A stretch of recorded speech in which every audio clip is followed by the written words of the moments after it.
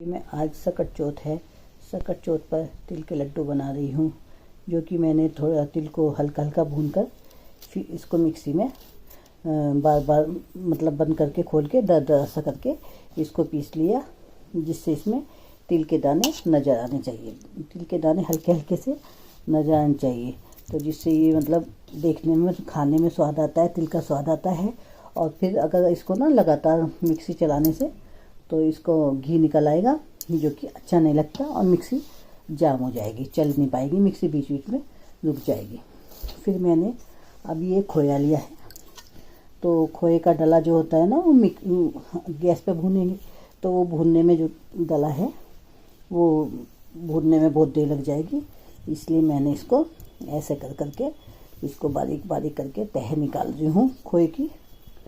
फिर इसको तह निकालने के बाद फिर ये भूनूंगी। इसका हमारे यहाँ सकट चौथ पर खोए के इसके तिल के लड्डू बनते हैं, जो कि हमारे यहाँ एक ज़रूरी रिवाज है।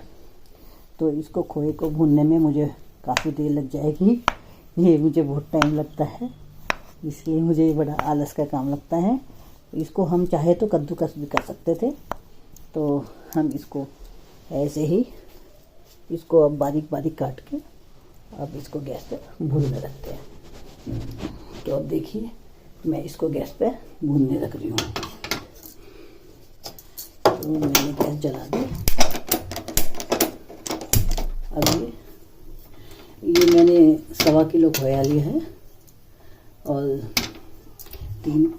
आधी किलो के करीब तिल ले लिए हैं, जो कि अभी खोया मैंने भूनने रख दिया है। जब खोया भून जाएगा फिर मैं आपको आगे की प्रोसीजर दिखाऊंगी, और मेरी वीडियो में बने रहिए और देखिए तिल के लड्डू। सकट चौथ पे तिल के लड्डू बहुत स्वाद लगते हैं, इसका अपना अलग ही महत्व है। तो आप ये तिल के लड्डू देखना कैसे बने हैं और मुझे कमेंट में बनाना कि आप कैसे बनाते हो, क्या आप भी इसी तरह से तिल के लड्डू बनाते हो। देखिए अब मेरा खोया भी भुन कर तैयार है। इसके भुनने की पहचान है, ऐसे इकट्ठा होने लगता है भुन के, और ये इसको जब तक ठंडा होए इसको चलाते रहना है। इसको भारी तले के बर्तन में ही भूनना है, नहीं तो ये नीचे लग जाएगा। इसको चलाते चलाते ही ठंडा करना है। जब ये बिल्कुल ठंडा हो जाए, बहुत हल्का सा गर्म होना चाहिए, बिल्कुल गुनगुना गर्म होना चाहिए, तब इसमें हम सामान मिला लेंगे। तो इसका मेजरमेंट मैं आपको बाद में बताती हूँ। अभी तो आप ये देखिए खोया भुना हुआ ऐसा होना चाहिए, इसका रंग भी और इकट्ठा हो रहा है। पहले जो खोया आता था वो घी छोड़ देता था, उसकी पहचान होती थी, बर्तन के चारों तरफ घी आ जाता था। मगर अब खोया जो आ रहा है उसमें घी नहीं आता, तो इसकी यही पहचान है कि ऐसे इकट्ठा होने लगता है। देखो ऐसे इकट्ठा होने लगता है, तो इसका मतलब ये तैयार है। आगे की रेसिपी बताती हूँ। अब मैंने इसमें बूरा और खोया और तिल सब एक में मिक्स कर दिया है। ये ऐसे करके हल्का सा खोया गर्म ही रहने दिया, क्योंकि पहले तो ठंडे में डालते थे क्योंकि खोए में से घी निकल जाता था, लेकिन अब खोए में से घी नहीं निकलता, इसलिए इसको वैसे दोनों हाथों से ही मैश करते हैं। लेकिन मेरे को मतलब वीडियो बनानी नहीं आती, कि इसको समझ नहीं आता, मैं इसलिए एक हाथ से मैश करके तुम्हारे को दिखा रही हूँ। ऐसे इसको ऐसे सब मिक्स कर लिया।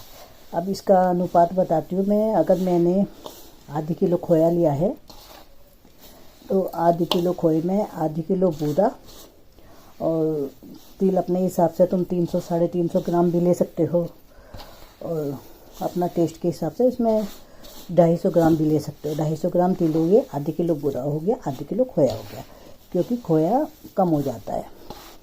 तो बस अब इसको ऐसे ही मैश करके सारा मटेरियल इकट्ठा कर लेंगे, ये पूरा इकट्ठा करके अब इसको ऐसे लड्डू बांध लेंगे।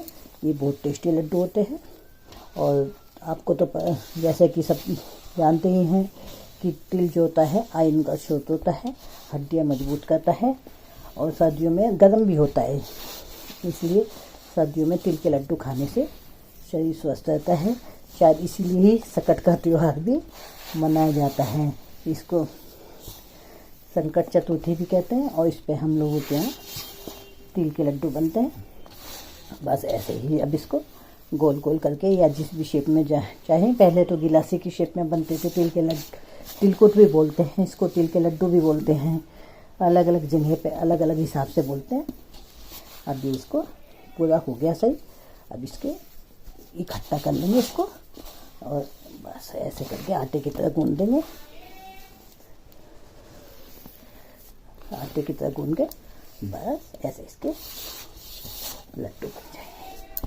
ये बताना आपको मेरी रेसिपी कैसी लगी, और ऐसे ही आप भी ट्राई कीजिए तिल के लड्डू बनाने, और बताना आपके लड्डू कैसे बने हैं। और ये सकट चौथ का स्पेशल तोहफा होता है। और मेरे चैनल को फिर देखना आपने, मैंने पहली बार कुकिंग की कोई रेसिपी डाली है, आपको कैसी लगी आप मुझे बताना। तो ये मेरे तिल के लड्डू बनकर तैयार हो गए। ये लगभग आधे किलो खोए के होंगे, और देखो कितने अच्छे बने हैं। इनको थोड़ा गरम गरम ही बांधना होता है, ठंडे होने के बाद इनमें क्रैक आने लगते हैं, इसलिए इनको थोड़ा सा हल्का सा गुनगुना हो तभी बांधो। अगर आपसे कभी ये पतला हो जाता है, थोड़ा गरम खोया डल जाता है, तो बुरा पानी छोड़ देता है तो ये पतला हो जाता है, तो आप इसको कुछ देर के लिए रख दे, ठंडा होने दे, हल्का सा ठंडा हो जाएगा, फिर ये पतला नहीं रहेगा, तब आप इसके लड्डू बांध सकते हैं।